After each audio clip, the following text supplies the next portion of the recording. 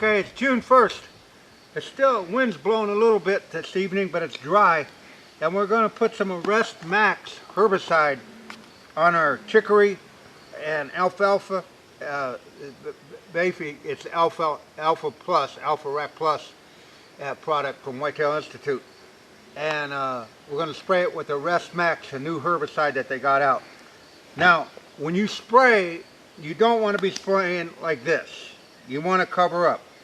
You're going to need a respirator, number one, keep those chemicals out of you.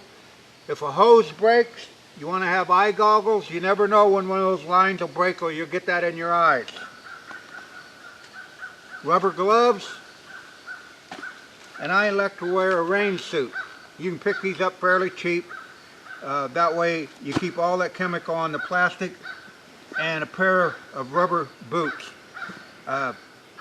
Those are essential safety products you need. The first thing, when you do get these herbicides, you read those instructions until you're thoroughly entrenched with what they understand.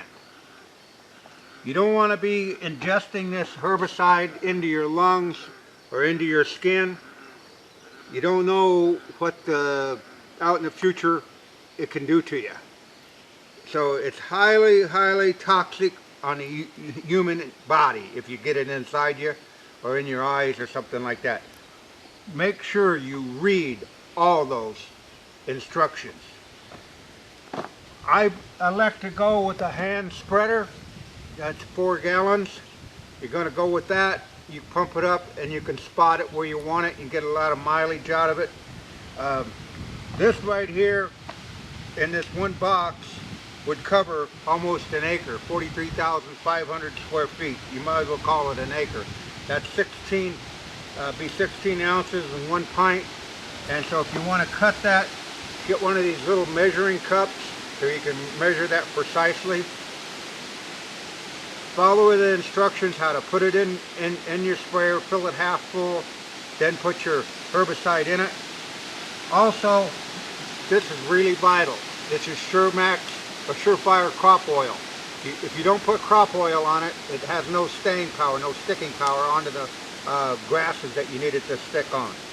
So this is a must when you're going to put this on. This will enhance the activity of this. You get more bang for your dollar out of it. Little measuring cup. You can buy these at your local farm store. But by all means, make sure that you have these protective clothing on. And when you get them off, hang them up, wash them off, make sure that they're clean. But do not spray like I am right now. Make sure you put precautionary clothing on. So we're going to let the wind lay down a little bit here and then to see if we can get the spray done.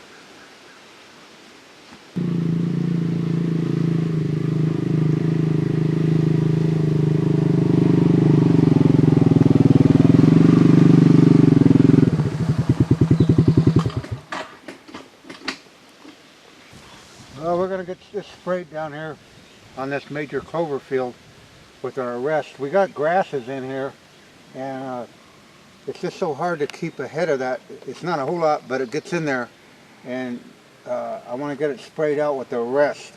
I can see where the deer have been eating immensely off the top of this clover.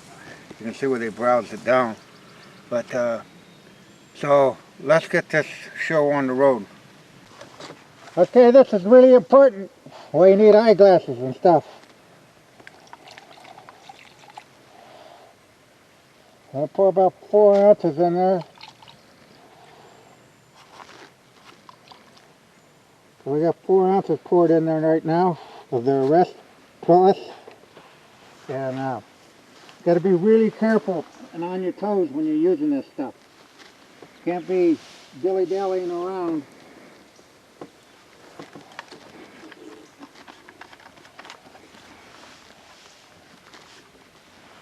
Fill your sprayer about half full, then dump that in there.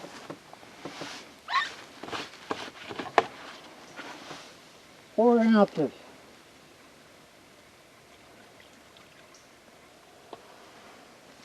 Okay, we got that in there. Now, we need the Surefire crop oil. You gotta shake this up really good before you put it in there.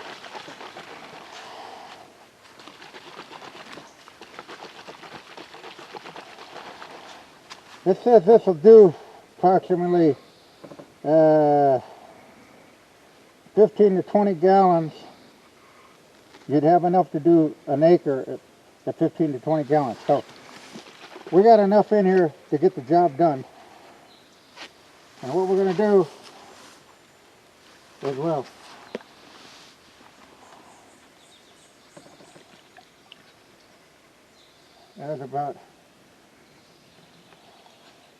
there's 3 ounces in there right there for that tank. That's how I'm going to pour it on there. Okay.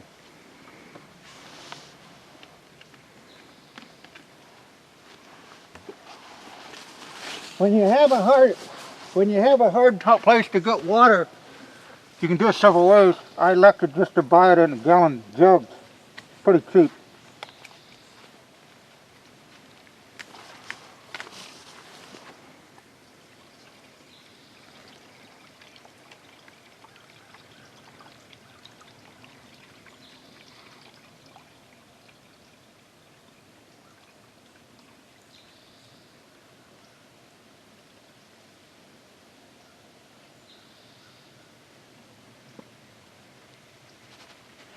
Okay, we got that in there now.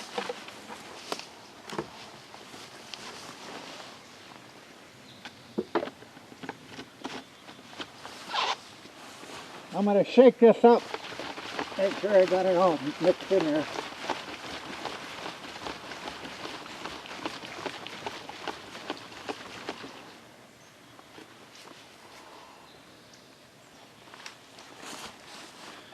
The reason I use that hand sprayer is so I can spot spray where the grass is heavy, and I don't need to spray the whole field, but where I see where it's heavy, that's where I'll give it a good dose.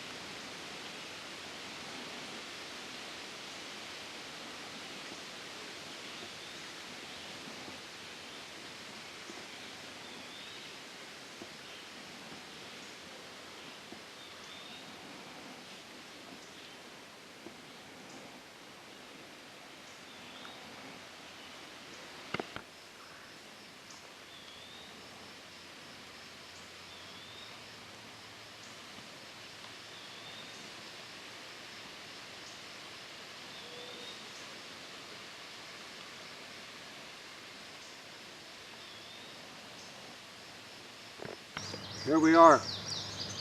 It's June 2nd. We planted this clover field. You was with us when we cleared it off. We're here to mow it off. It hasn't went to bloom yet, but I want to mow it off, stimulate it, get it to go going a little more uniform. It's pretty good right now. Matter of fact, we can go back here in front of the tractor, and that's right at 11 inches tall on that tape measure. So that's 60 days of growth. If you do it right, field or soil test, liming, fertilizing, preparation, timing, 60 days, 11 inches, 12 inches, give or take. So that's what can be done. Now you can see for yourself, that's 60 days of growth. Whitetail Institute clover, 60 days old. And this whole field is growed in. We fertilized it about 2 weeks ago, 6/24/24. Now you can see that dense growth behind us. That's what this whole field looked like before we took it off. Oh, there could be something in there, but it's nothing like what's out here that we established. You and I together, let alone, you've seen it from the beginning to the first mowing. I want to mow it to stimulate the growth a little more. That'll make the roots rejuvenate and take off even that much more hardier. But that is what we had. It was just total bush. Now we've got a grocery store. Yeah, as I pan around here, you can see the germination was tremendous. Timing, timing, timing. There's everything in it. You snooze, you lose in this game. So let's get it mowed off and let it do some more growing. Yeah, when we mow this off, we'll mow it off as high as the mower will mow. We don't want to scalp it. We just want to, chop the top off, and that'll get it a nice uniform, and that way it'll all rejuvenate at the same time.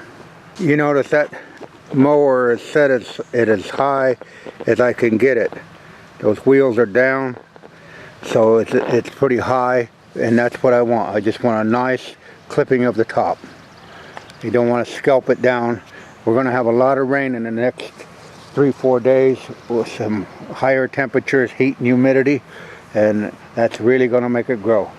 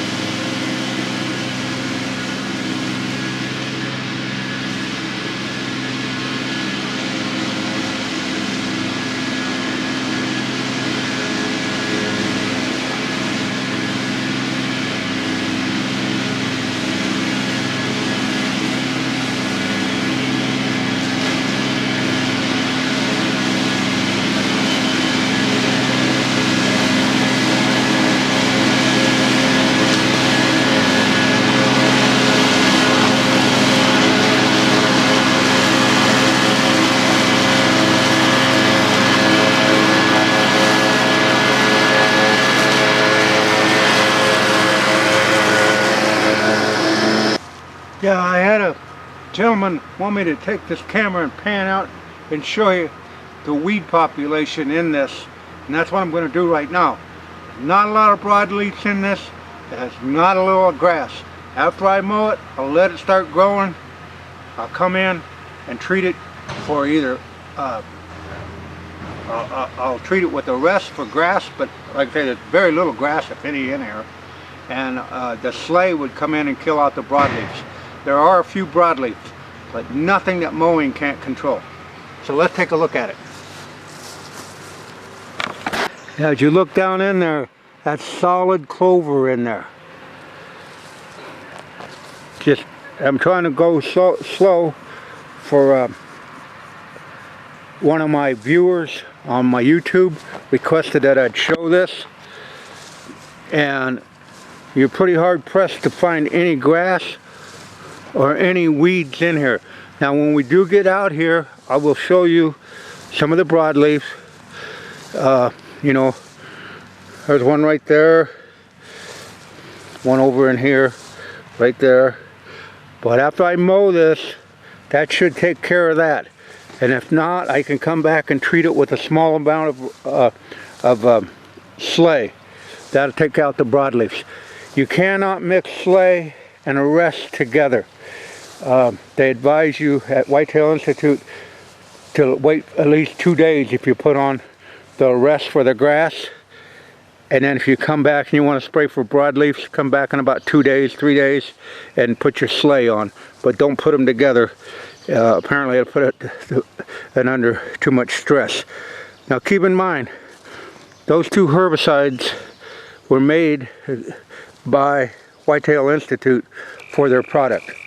So if you're using it with their product, you shouldn't have a problem. So I just wanted to show just what the population per se was clover to broadleaves or grasses.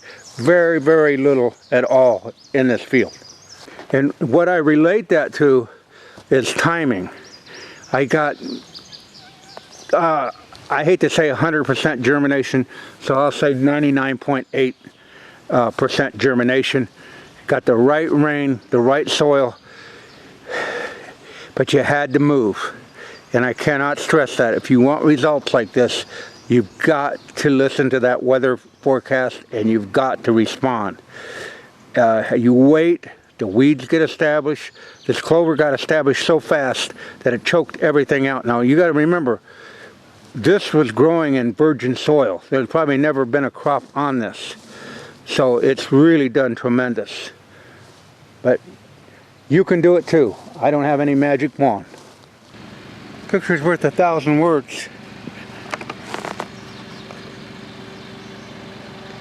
We got it mowed, and he's seen the process right along with us.